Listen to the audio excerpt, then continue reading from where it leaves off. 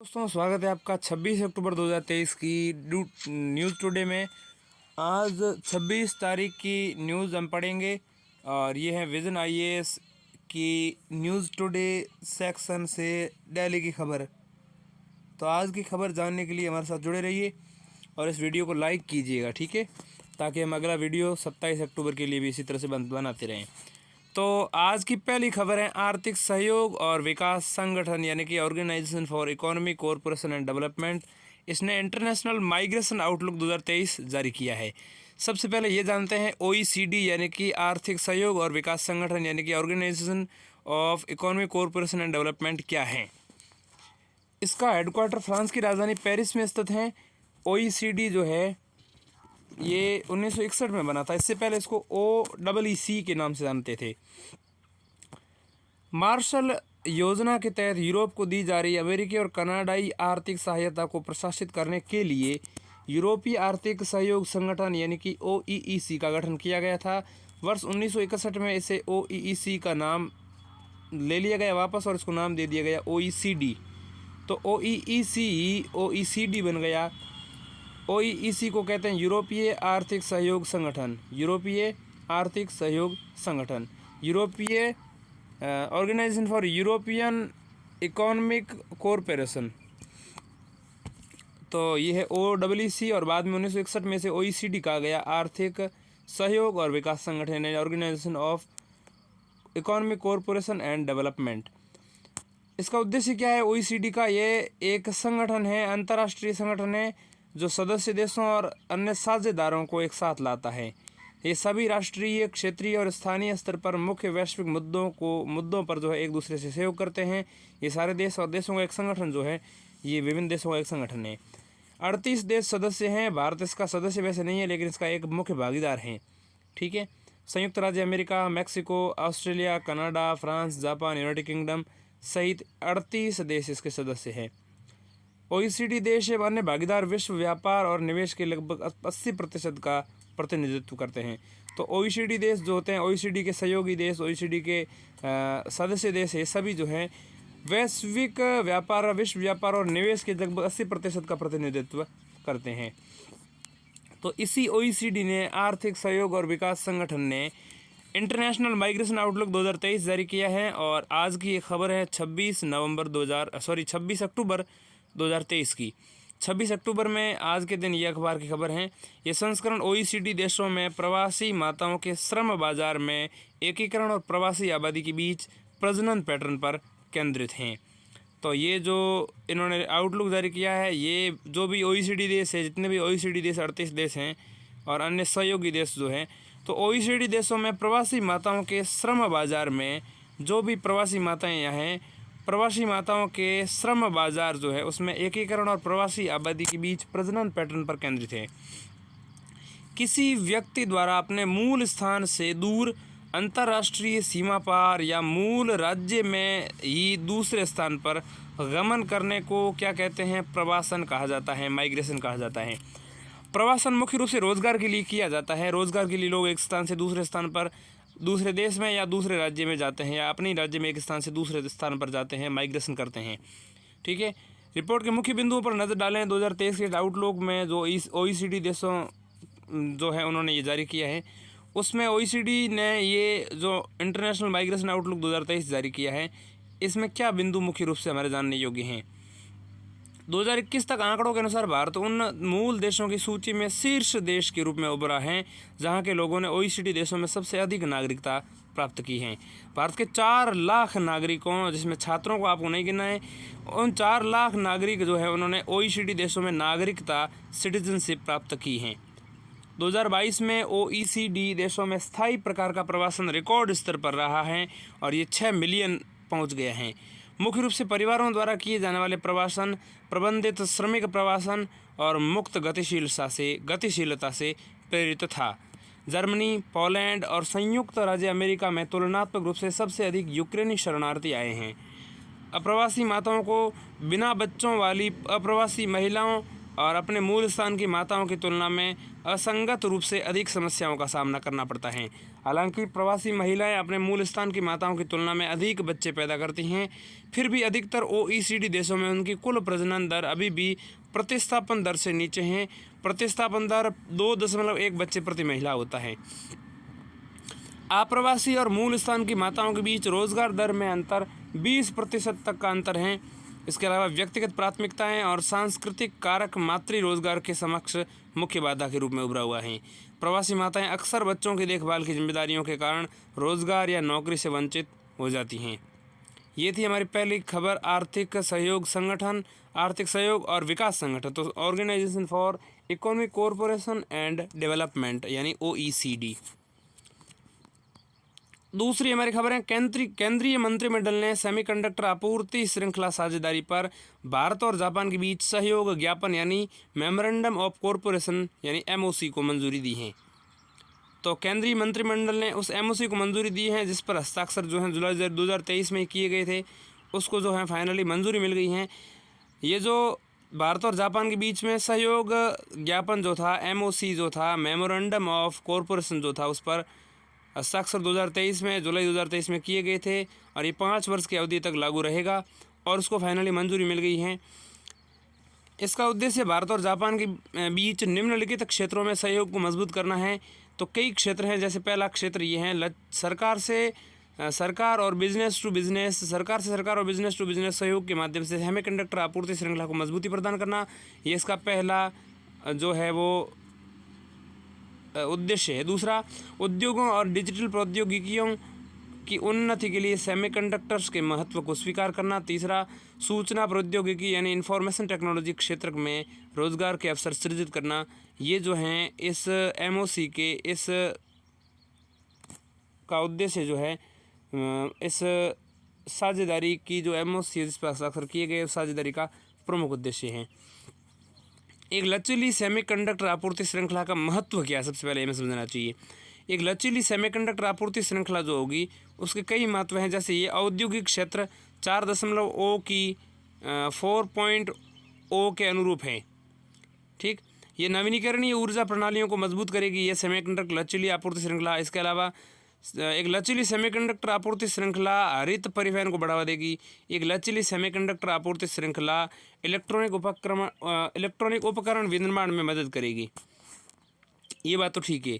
तो ऐसे में हमें समझना चाहिए कि सेमीकंडक्टर्स विनिर्माण को बढ़ावा देने के लिए सरकार द्वारा आरंभ की गई पहलें कौन कौन सी हैं। तो भारत में सेमीकंडक्टर्स और डिस्प्ले विनिर्माण इकोसिस्टम के लिए, इनके विकास के लिए कार्यक्रम चलाए जा रहे हैं। इसका उद्देश्य भारत में मजबूत और सतत सेमीकंडक्टर एवं डिस्प्ले विनिर्माण इकोसिस्टम के विकास को सुनिश्चित करना है। इसके अतिरिक्त सेमीकंडक्टर के लिए जो है इंडिया सेमीकंडक्टर मिशन जो है डिजिटल इंडिया कॉरपोरेशन के तहत इनका भी कार्यान्वयन किया जा रहा है।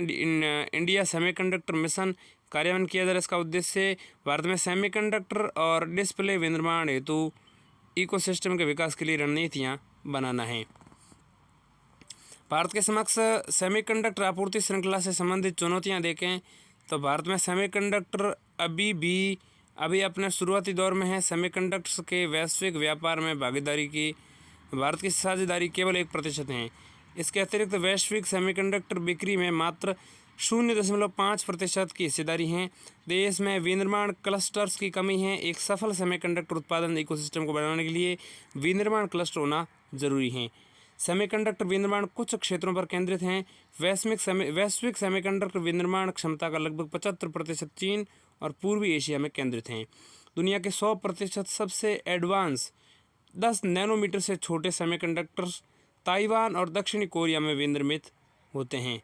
दुनिया के 100% सबसे एडवांस जो सेमीकंडक्टर्स है वो ताइवान और दक्षिणी कोरिया में विनिर्मित होते हैं। सेमीकंडक्टर्स विनिर्माण क्षेत्र में बात करें तो वैश्विक सेमीकंडक्टर विनिर्माण क्षमता का लगभग 75% चीन और पूर्वी एशिया में केंद्रित हैं। ऐसे में आगे की राह क्या हो सकती हैं? तो बाजार आधारित प्रोत्साहन कार्यक्रमों पर ध्यान केंद्रित करना चाहिए। इससे भारत में सेमीकंडक्टर अनुसंधान, डिज़ाइन और उत्पादन क्षमताओं को बढ़ाने में मदद मिलेगी। डिज़ाइन अवसंरचना, पेटेंट सुरक्षा तथा कार्यबल विकास से संबंधित कमियों और अंतरालों को दूर करने की आवश्यकता है। अब हम दूसरी खबर की ओर बढ़ जाते हैं। दूसरी खबर है भारतीय मानक ब्यूरो यानी ब्यूरो ऑफ इंडियन स्टैंडर्ड ने हल्के इलेक्ट्रिक वाहनों यानी कि लाइट इलेक्ट्रिक व्हीकल्स के स्वदेशी चार्जिंग मानकों को मंजूरी दी है। यह मंजूरी जो है स्वदेशी एसी यानी कि अल्टरनेटिंग करंट यानी प्रत्यावर्ती धारा और डीसी यानी डायरेक्ट करंट यानी दिष्ट धारा कंबाइंड चार्जिंग कनेक्टर्स के लिए दी गई हैं। इन मानकों को IS 17017 पार्ट 2 सेक्शन 7 2023 के नाम से जाना जाएगा। ठीक है, इन मानकों को यह LEV यानी लाइट इलेक्ट्रिक व्हीकल्स के लिए जारी किया गया दुनिया का पहला संयुक्त AC और DC चार्जिंग कनेक्टर मानक हैं। LEV में दोपहिया वाहन, तिपहिया वाहन और माइक्रो कार आती हैं। माइक्रो कार वह कार होती हैं जिसके इंजन की क्षमता 700 सीसी से कम होती हैं। इन मानकों को नीति आयोग और विज्ञान और प्रौद्योगिकी विभाग यानी दोपहिया वाहन निर्माण एथर और सरकारी एवं उद्योग जगत से जुड़े अन्य हितधारकों के बीच आपसी सहयोग से विकसित किया गया है। चार्जिंग मानकों को अपनाने का महत्व क्या है? तो इससे अंतर संचालनीयता यानी कि इंटेरोपरेबिलिटी के साथ साथ एक खुली व्यवस्था का निर्माण करने में मदद मिलेगी। इससे इलेक्ट्रिक व्हीकल्स को बेहतर ढंग से अपनाने को प्रोत्साहन मिलेगा। इससे तेज़ और धीमी चार्जिंग दोनों के लिए हाइब्रिड व लागत कुशल अवसंरचना का निर्माण सुनिश्चित होगा। इससे चार्जर्स के विनिर्माण की लागत में कमी आएगी, जिससे अंततः इलेक्ट्रिक व्हीकल्स की लागत को कम करने में भी मदद मिलेगी। इससे ग्राहकों में लाइट इलेक्ट्रिक व्हीकल्स यानी कि हल्के इलेक्ट्रिक वाहनों को द्वारा प्रदान की जाने वाली किलोमीटर रेंज है उसमें भी उससे संबंधित आशंका जो है उसका भी समाधान होगा। लाइट इलेक्ट्रिक व्हीकल्स या इलेक्ट्रिक व्हीकल्स के अंगीकरण को बढ़ावा देने के लिए आरंभ की गई अन्य सरकारी पहलें कौन कौन सी हैं? तो एक तो है FAME फेम, एक है PLI योजना। दोनों को समझते हैं, सबसे बड़ी ये योजनाएं हैं। हाइब्रिड और इलेक्ट्रिक वाहनों का तीव्र अंगीकरण एवं विनिर्माण, इसको हम कहते हैं FAME। जीवाश्म ईंधन पर निर्भरता को कम करने के लिए इस योजना की शुरुआत की गई है। ऑटोमेटिव क्षेत्र में उत्पादन से संबद्ध प्रोत्साहन PLI योजना, इसका उद्देश्य उन्नत ऑटोमेटिव प्रौद्योगिकी यानी AAT की घरेलू विनिर्माण को बढ़ावा देना है। EV की सार्वजनिक चार्जिंग सुविधा के लिए अधिकतम टैरिफ दरों को निर्धारित किया गया है। EV पर GST दर को 12% से घटाकर 5% कर दिया गया है। इसके साथ ही EV पर रोड टैक्स को भी समाप्त कर दिया गया है। तो ये हैं हमारे भारत के लिए मानक IS 17017 पार्ट 2 सेक्शन 7 2023। इस नाम से मानक स्टैंडर्ड बनाया गया है और स्टैंडर्ड को चार्जिंग मानक जो है उसको मंजूरी मिल गई है। अन्य देशों में मानकों की बात करें तो चाइना में GB/T के नाम से जाना जाता है इस मानकीकरण चार्जिंग मानकीकरण को। और संयुक्त राज्य अमेरिका में टेस्ला द्वारा विकसित अमेरिकन चार्जिंग स्टैंडर्ड NACS के नाम से जानते हैं। जापान में इसको CHAdeMO के नाम से जानते हैं। यूरोप में कंबाइंड चार्जिंग सिस्टम यानी CCS के नाम से इसको जाना जाता है। तो ये थी हमारी दूसरी खबर। दूसरी खबर के बाद हम तीसरी खबर की ओर बढ़ जाते हैं। तीसरी खबर है केंद्रीय मंत्रिमंडल ने रबी सीजन 2023-24 के लिए फॉस्फेट और पोटास यानी P&K युक्त उर्वरकों पर पोषक तत्व आधारित सब्सिडी यानी NBS दरों को मंजूरी दी है। तो केंद्रीय मंत्रिमंडल ने रबी सीजन 2023-24 के लिए फॉस्फेट यानी P और पोटास यानी K युक्त उर्वरकों पर P&K युक्त उर्वरकों पर फॉस्फेट और पोटास युक्त उर्वरकों पर पोषक तत्व आधारित सब्सिडी यानी कि न्यूट्रिएंट बेस्ड सब्सिडी NBS दरों को मंजूरी दे दी है। रबी सीजन के लिए P&K यानी पोटास एंड फॉस्फेट उर्वरकों पर 22,303 करोड़ रुपए की 22,303 करोड़ रुपए की सब्सिडी को मंजूरी दे दी है। ये सब्सिडी 1 अक्टूबर 2023 से 31 मार्च 2024 तक प्रभावी रहेगी। 1 अक्टूबर से गौरतलब है कि 1 अप्रैल 2010 से P&K यानी कि फॉस्फेट एंड पोटास उर्वरकों पर सब्सिडी NBS योजना यानी कि न्यूट्रिशंस बेस्ड सब्सिडी NBS योजना द्वारा शासित होती हैं। NBS रसायन और उर्वरक मंत्रालय के तहत एक केंद्रीय क्षेत्र की योजना है। NBS योजना के उद्देश्य देखें तो कृषि उत्पादकता में सुधार करना, उर्वरक कंपनियों के बीच प्रतिस्पर्धा को बढ़ावा देना और सरकार पर सब्सिडी का बोझ कम करना। बात करते हैं कि केंद्र सरकार नाइट्रोजन, फॉस्फेट, पोटास और सल्फर जैसे पोषक तत्वों पर एक निश्चित दर पर सब्सिडी प्रदान करते हैं। तो ये सब्सिडी जो है वार्षिक आधार पर प्रदान की जाती है। यहाँ पर nitrogen, phosphate, potash and sulphur यानी कि NPKS, इनको हम संयुक्त रूप से कहते हैं। सूक्ष्म पोषक तत्वों जैसे बोरॉन और जिंक के लिए अतिरिक्त सब्सिडी भी प्रदान की जाती है। वर्तमान में इस योजना के अंतर्गत 25 ग्रेड के P&K यानी कि फॉस्फेट एंड पोटास उर्वरक तथा 18 ग्रेड के यहाँ पर NPKS यानी कि नाइट्रोजन, फॉस्फेट, पोटास, सल्फर मिश्रित उर्वरक शामिल हैं। 25 ग्रेड के P&K, 18 ग्रेड के ये NPKS। यूरिया जो है NBS यानी कि न्यूट्रिशंस बेस्ड सब्सिडी, NBS यानी पोषक तत्व आधारित सब्सिडी यानी कि NBS योजना के अंतर्गत यूरिया शामिल नहीं है। NBS योजना के लाभ देखें तो NBS योजना के बहुत सारे लाभ हैं। उसमें पहला ये है कि इस योजना से मृदा में NPK यानी कि नाइट्रोजन, फॉस्फेट एंड पोटास जैसे पोषक तत्वों की मात्रा में असंतुलन तथा पोषक तत्वों की कमी को दूर करके मृदा की उर्वरता बहाल करने में मदद मिलेगी। ये पोषक तत्व विशेष रूप से मृदा में नमी की स्थिति और फसल की ज़रूरतों के आधार पर उपयोग की जाते हैं। ये योजना जो है NBS योजना जो है न्यूट्रिशंस बेस्ड सब्सिडी जो है ये देश में स्वदेशी उर्वरक उद्योग के विकास को बढ़ावा देगी। रबी की फसलें सर्दियों में बोई जाती हैं और वसंत ऋतु में काटी जाती हैं। मुख्य फसलें जो हैं गेहूँ, जौ, सरसों, पत्ता गोभी, जीरा, अलसी, सूरजमुखी, इस तरह की जो फसलें हैं उनको हम रबी की फसलों के अंतर्गत गिनते हैं। हमारी अगली खबर है संयुक्त राष्ट्र मरुस्थलीकरण रोकथाम अभिसमय। संयुक्त राष्ट्र मरुस्थलीकरण रोकथाम अभिसमय UNCCD ने अपना पहला डेटा डैशबोर्ड लॉन्च किया है। तो संयुक्त राष्ट्र मरुस्थलीकरण रोकथाम अभिसमय यानी कि United Nations convention to combat desertification UNCCD, ठीक है। UNCCD को 1994 में स्थापित किया गया था। इसके बारे में विस्तार से अभी समझेंगे। तो ये हैं United Nations convention to combat desertification. तो इसने अपना पहला डेटा डैशबोर्ड लॉन्च किया है।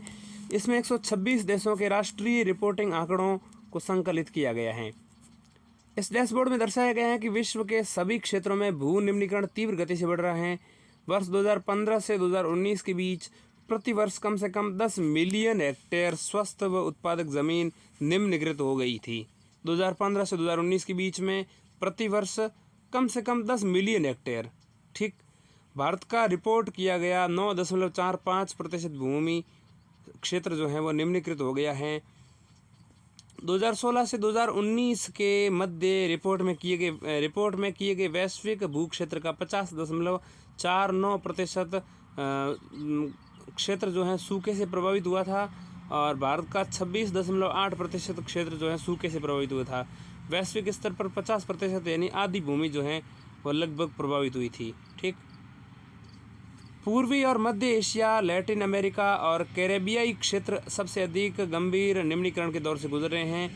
भूमि निम्नीकरण वर्तमान में और भविष्य के लिए मिट्टी उत्पादकता की क्षमता में गिरावट या हानि है, ठीक है। 109 देशों ने 2030 के लिए स्वैच्छिक भूमि निम्नीकरण तटस्थता यानी लैंड डिग्रेडेशन न्यूट्रलिटी जो है यानी कि LDN, तो भूमि निम्नीकरण स्वैच्छिक भूमि निम्नीकरण तटस्थता यानी लैंड डिग्रेडेशन न्यूट्रलिटी लक्ष्य निर्धारित किए हैं। 2030 तक 109 देशों ने। लैंड डिग्रेडेशन न्यूट्रलिटी LDN एक ऐसी स्थिति है जिसमें खाद्य सुरक्षा को बढ़ाने के लिए पारिस्थितिकी तंत्र का समर्थन करने हेतु आवश्यक भू संसाधनों की मात्रा और गुणवत्ता सामयिक और स्थानिक स्तर पर स्थिर रहती हैं और उनमें वृद्धि होती है। भूमि निम्नीकरण को रोकने के लिए सरकार द्वारा शुरू की गई कौन कौन सी पहलें हैं। भारत 2030 तक 26 मिलियन हेक्टेयर निम्नीकृत और निर्वनीकृत या निर्वनीकरण वाली भूमि को पुनर्बहाल करने के लिए स्वैच्छिक बॉन चैलेंज संकल्प में शामिल हैं। भारत ने मरुस्थलीकरण और भूमि निम्नीकरण एटलस जारी किया है। इसमें राज्यवार निम्नीकृत भूमि की पहचान की गई है। UNCCD यानी कि संयुक्त राष्ट्र मरुस्थलीकरण रोकथाम अभिसमय, तो United Nations convention to combat desertification, इस कन्वेंशन का जो हेडक्वार्टर है वो जर्मनी बॉन में है, ठीक। बॉन चैलेंज जो है वो जर्मनी के जगह है बॉन, वहाँ पर लिया गया चैलेंज है। 1994 में UNCCD को स्थापित किया गया था। इसके बारे में जानें तो ये मरुस्थलीकरण और सूखे के प्रभाव से निपटने के लिए एकमात्र कानूनी रूप से बाध्यकारी फ्रेमवर्क हैं। 197 पक्षकार इसमें शामिल हैं। अभी समय में इस कन्वेंशन में 197 पक्षकार शामिल है। 196 देश इसमें शामिल है और एक जो है इसमें यूरोपियन यूनियन जो है EU जो है वो भी शामिल हैं। तो 196 देश प्लस EU 197 पक्षकार इसमें शामिल हैं। भारत UNCCD यानी कि United Nations convention to combat desertification का एक हस्ताक्षर करता है। देश में इस अभी समय कन्वेंशन के कार्यान्वयन के पर्यवेक्षण के लिए पर्यावरण, वन और जलवायु परिवर्तन मंत्रालय यानी कि MOEFCC यानी कि ministry of environment, forest and climate change, तो UNEFCC इसका नोडल मंत्रालय है। बात करते हैं अगली खबर की। एक अनुसंधान के अनुसार पश्चिम अंटार्कटिका में बर्फ़ का तेज़ी से पिघलना लगातार जारी है। शोधकर्ताओं ने इस अध्ययन के लिए हाई रेजोल्यूशन एमंडन सी एम्बेंट आइस शीट मॉडल उपयोग किया है। एमंडन सागर में तैर रही आइस शेल्फ महासागरीय गतिविधियों के कारण पिघल रही हैं। वर्तमान में यही वह प्रक्रिया है जो समुद्री जल स्तर में वृद्धि में अंटार्कटिका के योगदान को नियंत्रित करती हैं। एमंडन सागर पश्चिमी अंटार्कटिका के तट पर स्थित हैं। ठीक है, पश्चिमी अंटार्कटिका जो है उसके तट पर स्थित है एमंडन सागर। ठीक है, तो इस एमंडन सागर में जो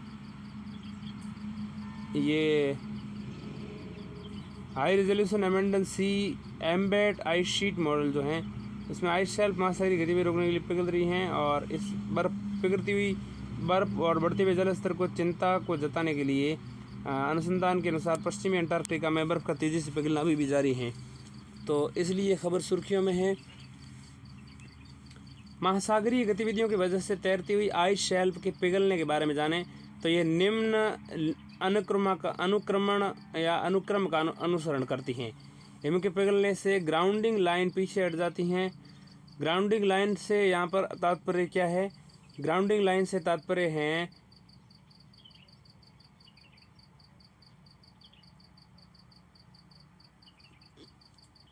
वह बिंदु जहाँ ग्लेशियर और आइस शेल्फ का संपर्क आधार तल से समाप्त होता है और इसका समुद्र में तैरना आरंभ होता है, उसे ग्राउंडिंग लाइन कहते हैं। इससे संपूर्ण ग्राउंडिंग लाइन के पास तैरती बर्फ महासागरीय गतिविधियों का सामना करने में सक्षम नहीं रह जाती। ग्राउंडिंग लाइन की तरफ आइस शेल्फ के तेज़ी से आगे बढ़ने के कारण आइस शेल्फ का क्षैतिज प्रसार अधिक होने लगता है। इससे आइस शेल्फ पतली होने यानी कि मोटाई में कमी होने लगती हैं।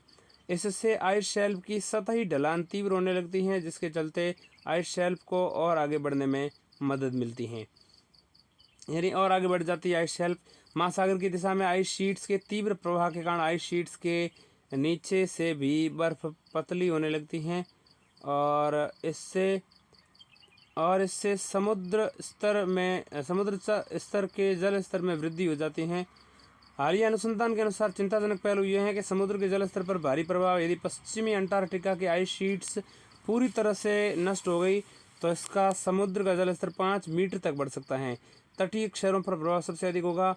विश्व की 1/3 से अधिक आबादी समुद्र तटों से 100 किलोमीटर के दायरे में रहती है।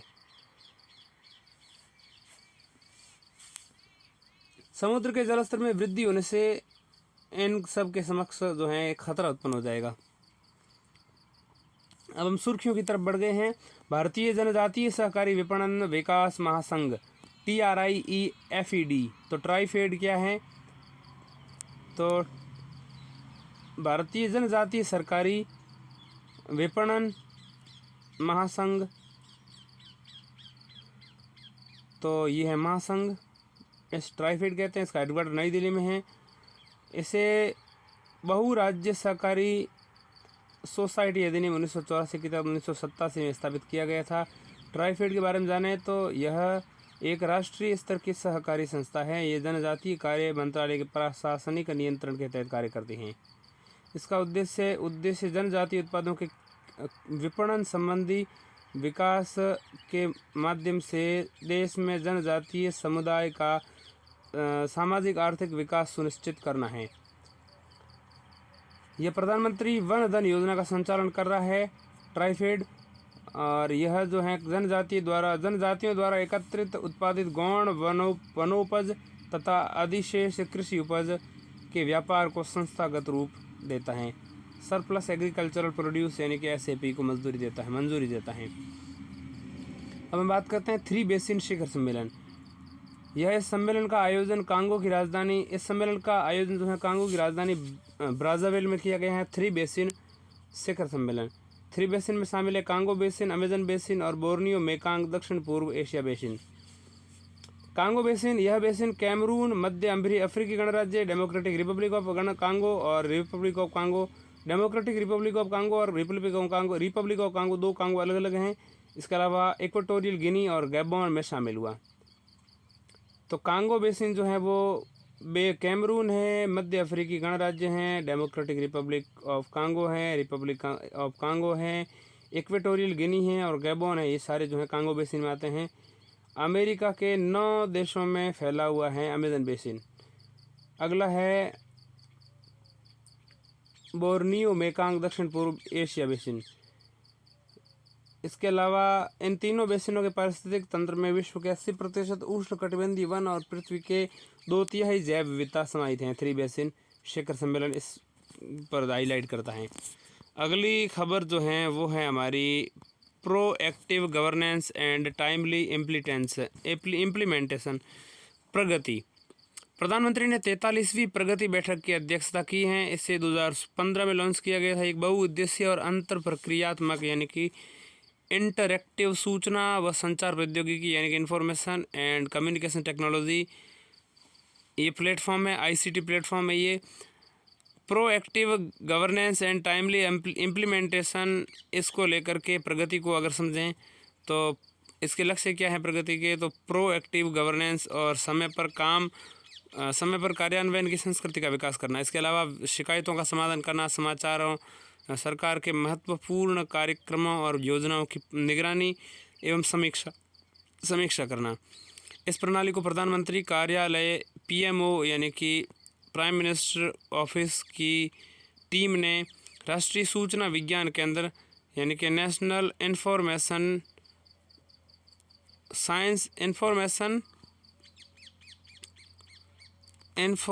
सूचना विज्ञान को तो राष्ट्रीय सूचना विज्ञान केंद्र यानी नेशनल इंफॉर्मेटिक सेंटर की मदद से इन हाउस डिज़ाइन किया गया है।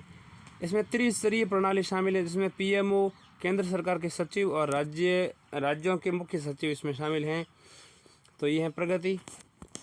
अगली खबर की बात करें तो रासायनिक संबंधों पर वियना कन्वेंशन VCDR क्या है। हाल ही में भारत ने कनाडा के 41 राजनयिकों को देश छोड़कर जाने को कहा।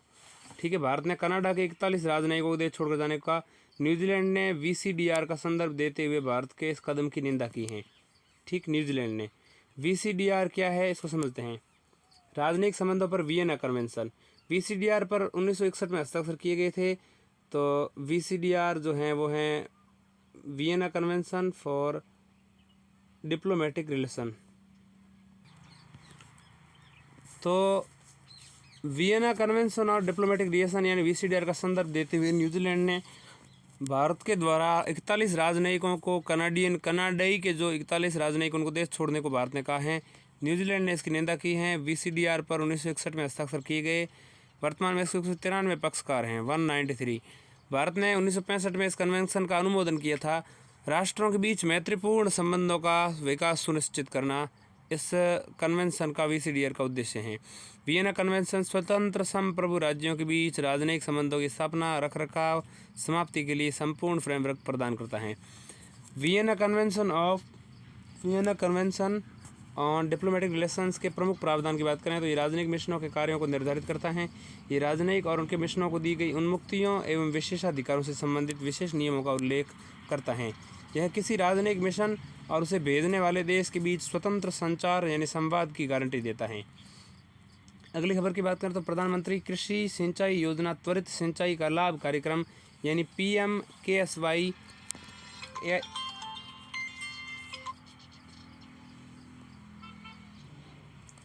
तो प्रधानमंत्री कृषि सिंचाई योजना त्वरित सिंचाई लाभ कार्यक्रम, ठीक है।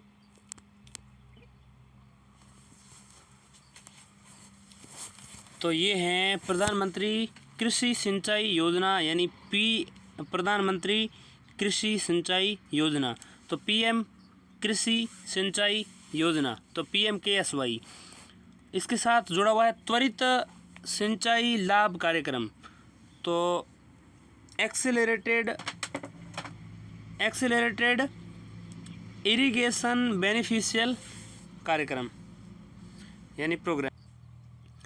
प्राइम मिनिस्टर कृषि सिंचाई योजना PMKSY accelerated irrigation benefits programme AIBP, इसके तहत शामिल की गई शामिल करने के लिए मंजूरी दे दी गई है।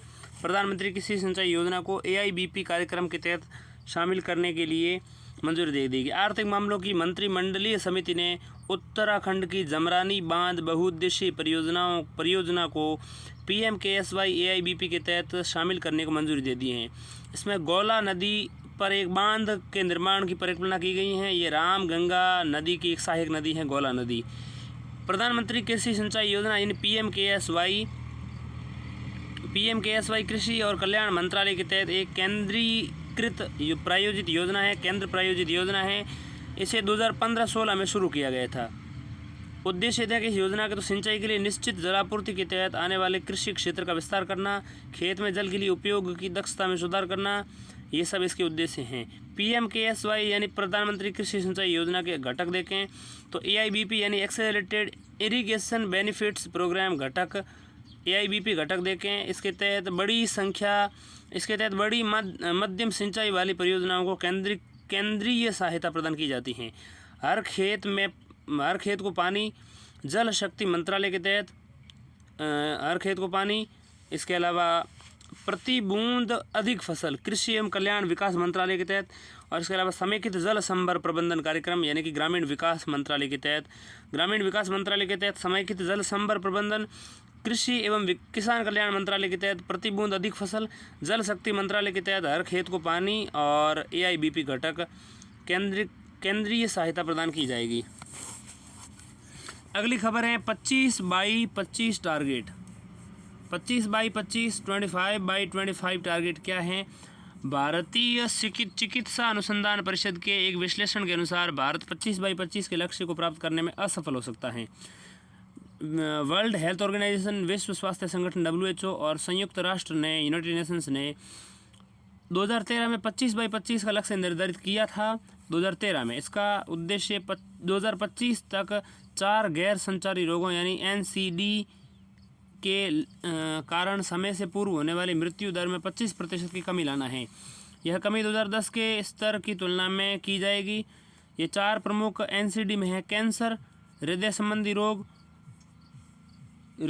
रोग यानी कार्डियोवैस्कुलर डिजीज,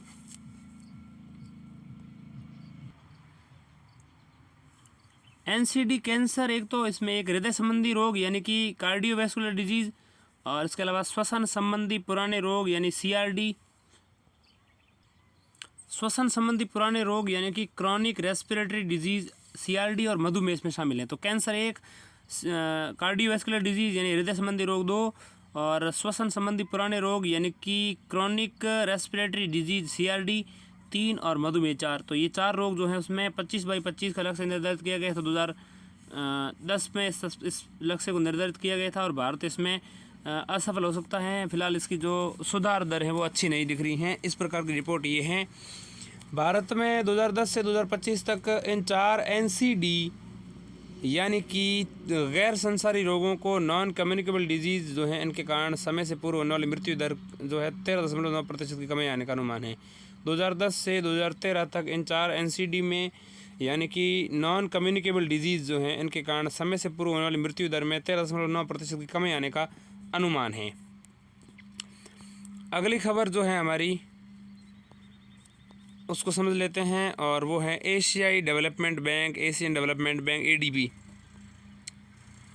ADB ने संधारणीय शहरी विकास और सेवा वितरण कार्यक्रम के लिए भारत को $400 मिलियन के नीति आधारित ऋण को मंजूरी दी है। ADB ने संधारणीय शहरी विकास एवं सेवा वितरण कार्यक्रम के लिए भारत को $400 मिलियन के नीति आधारित ऋण को मंजूरी दे दी है। इसका समग्र उद्देश्य भारत में आवश्यक शहरी सेवाओं की प्राप्ति में सुधार करना है। एशियन डेवलपमेंट बैंक ADB की स्थापना 1966 में की गई। इसकी स्थापना के लिए 1963 में एशियाई आर्थिक सहयोग पर प्रथम मंत्रिस्तरीय सम्मेलन में एक संकल्प अपनाया गया था 1963 में, और 1966 में एशियन डेवलपमेंट बैंक यानी कि एशियाई विकास बैंक ADB की स्थापना की गई थी। यह सम्मेलन एशिया और सुदूर पूर्व के लिए संयुक्त राष्ट्र आर्थिक सहयोग यानी EKFA ने आयोजित किया था। ठीक है, CAFE जो हैं उस ने ये आयोजित किया था। Economic corporation for Asian and far Asian countries इसमें बात की जाती है। तो CAFE इसकी फुल फॉर्म क्या है? एशिया और सुदूर पूर्व के लिए संयुक्त राष्ट्र आर्थिक सहयोग। The economic commission for Asia and the far east, इसको जनरली CAFE, इसको हम कहते हैं EKFA के नाम से इसको जानते हैं। और EKFA जो है उसे इस्टेब्लिश किया था 1947 में। तो ADB जो हैं ये सम्मेलन जो हैं एशिया और सुदूर पूर्व के संयुक्त राष्ट्र आर्थिक सहयोग यानी कि economic commission for Asia and the far east ने आयोजित किया था। गौरतलब है कि 1976 में EKFA का नाम बदलकर एशिया और प्रशांत के आर्थिक और सामाजिक आयोग यानी कि UNESCAPE कर दिया गया। UNESCAPE का फुल फॉर्म क्या है? United Nations economic and social commission for Asia and the Pacific, इसको हम क्या कहते हैं? यूनिस्कैप कहते हैं, यूनिस्कैप इसको हम कहते हैं। गौरतलब है कि 1976 में ECAFE यानी economic commission for Asia and far east का नाम बदल करके एशिया और प्रशांत के लिए आर्थिक और सामाजिक सहयोग United Nations economic and social corporation आयोग है। तो economic and social corporation United Nations economic and social commission for Asia and Pacific, इसका नाम बदल करके ये कर दिया गया 1976 में। ADB के बारे में जानें तो एशियन डेवलपमेंट बैंक यानी एशियाई विकास बैंक, इसका उद्देश्य चरम गरीबी के उन्मूलन के लिए अपने प्रयासों को जारी रखते हुए एक समृद्ध, समावेशी, लोचशील और संधारणीय एशिया व प्रशांत क्षेत्र का निर्माण करना है।